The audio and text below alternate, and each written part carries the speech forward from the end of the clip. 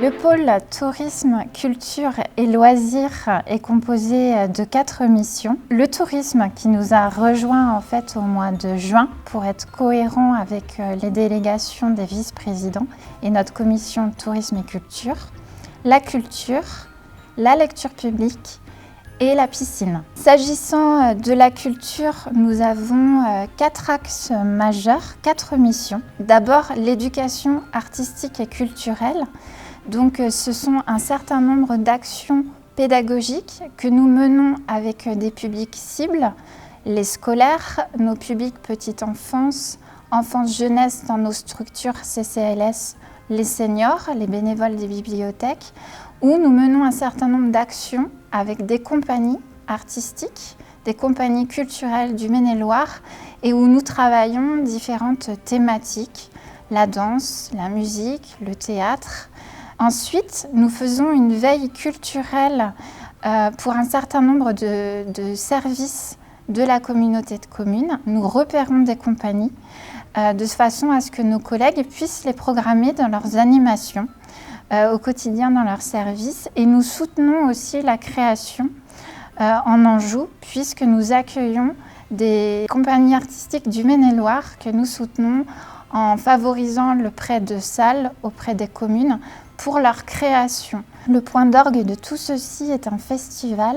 Ce festival s'appelle Au fil des arts, que nous avons mis en place depuis 2 années, qui se déroule au mois de mai et qui montre un petit peu toutes nos actions tout au long de l'année où nous programmons les acteurs culturels avec lesquels nous travaillons et où nous demandons aux scolaires, aux enfants de nos accueils de loisirs, aux bénévoles des bibliothèques de venir rendre compte de leur travail pédagogique toute l'année.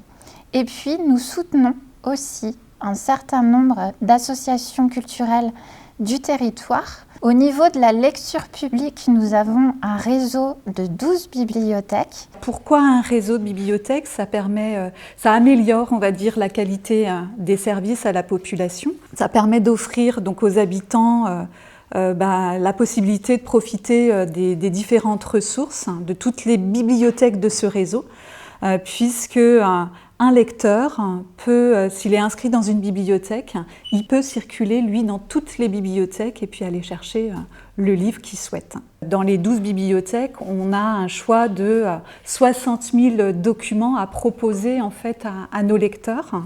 Donc c'est un choix documentaire plus important du coup et plus de services. Donc on va avoir une carte unique. Donc cette carte unique, elle va permettre aux lecteurs d'accéder à l'ensemble des documents. Et puis on a aussi un tarif unique. Donc tout est harmonisé, on va dire, dans un réseau de bibliothèques, ce qui permet de faire cette circulation des personnes, circulation des documents. On a un catalogue aussi informatisé commun, c'est-à-dire qu'une personne qui est inscrite va pouvoir, de chez lui, grâce à sa carte, emprunter, donc réserver des documents dans l'ensemble du réseau de bibliothèques. Ça permet aussi d'avoir des bénévoles référentes qui après vont informer les autres bénévoles. Moi je suis bénévole depuis 2003 et le réseau a été construit, élaboré en 2005. Je suis donc très investie dans la bibliothèque et les livres. En termes de contenu, nous avons beaucoup de livres dans tous les domaines, grâce au réseau justement, grâce aussi à un apport personnel. Un livre, c'est vivant pour moi.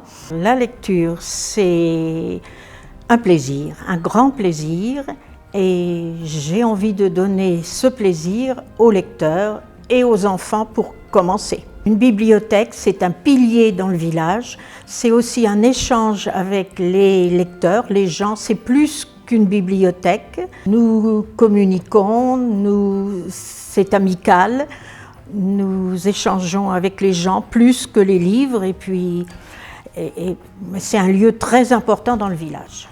Du côté des loisirs, donc en équipement de loisirs, nous avons la piscine qui est à Durtal.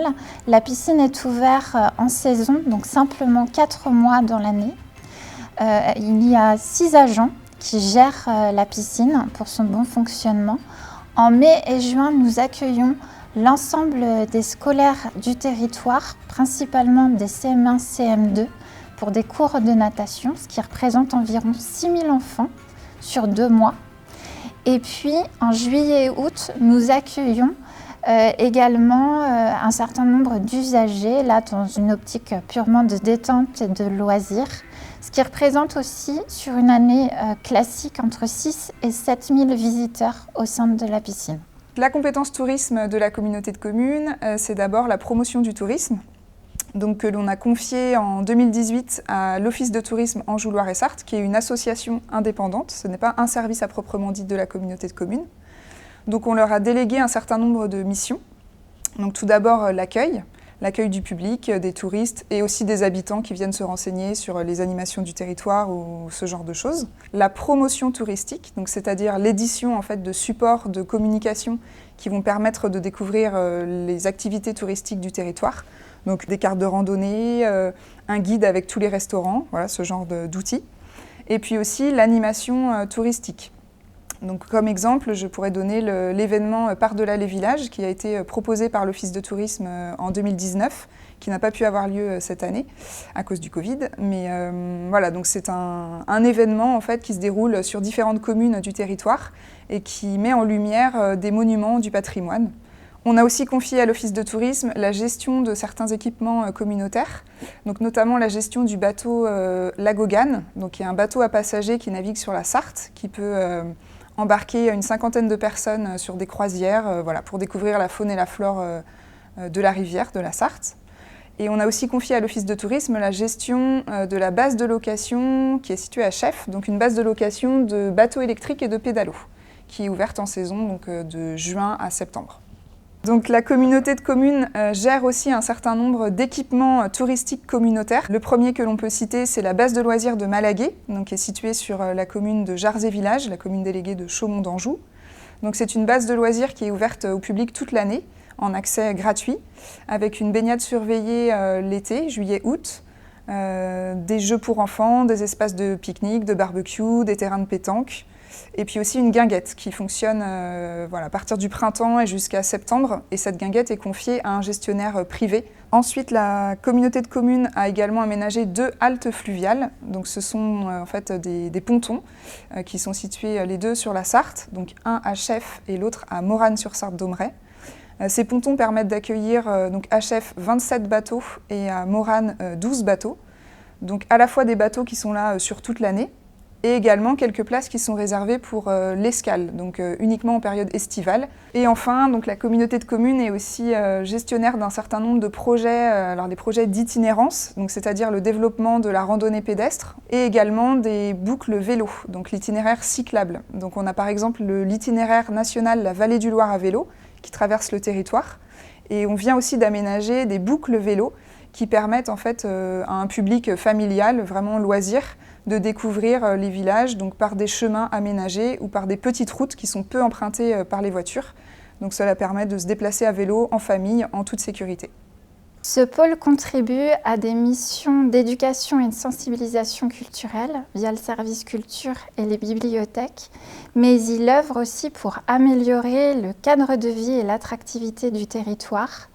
Nous avons des bibliothèques dans pratiquement toutes les communes et nous proposons très régulièrement des animations culturelles où nous soutenons des initiatives touristiques ou associatives. Et par ailleurs, nous avons une large gamme de loisirs avec par exemple Lagogan, la piscine ou les sentiers de randonnée.